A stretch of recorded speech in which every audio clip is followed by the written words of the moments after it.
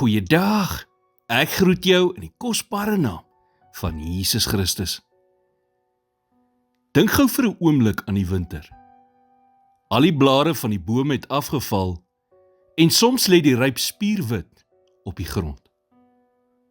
Daar is geen vrugte om te pluk nie, geen skaduwee om onder te rus nie en nêrens enige kleur nie. Vir sommige mense mag dit lyk asof alles dood is. Maar dit is nie. Die winter is nie die vyand van die oes nie.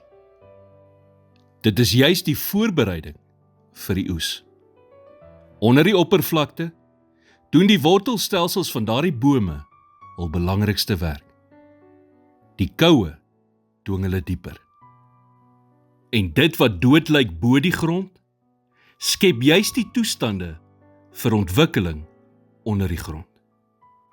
En teen die tyd wat die lente aanbreek, is dit juis die wortelstruktuur wat gedurende die moeilikste maande van die winter gebou is, wat die boom toelaat om die gewig van 'n volle somerse groei te kan dra. Net so is dit ook in ons geestelike lewens.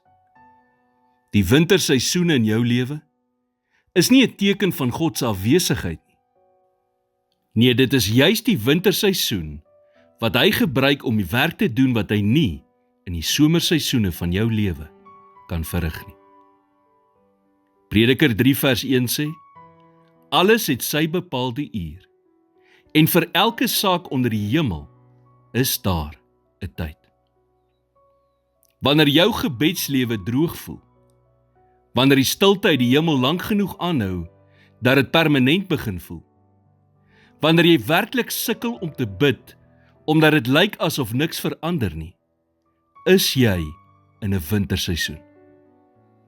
En winterseisoene voel soms soos 'n straf. Dit voel asof God aanbeweeg het om iemand anders te help met 'n meer dringende situasie as jy. Jy raak nie agter nie. Jy gaan dieper. Elke gebed wat jy in die winterseisoen bid, elke oggend wat jy soekend jou Bybel oopmaak, elke keer wat jy kies om vas te hou met die laaste bietjie geloof wat jy het, beweeg jou geestelike wortels dieper in die grond in. Dieselfde God wat die koue toegelaat het, beveel ook die lente om aan te breek.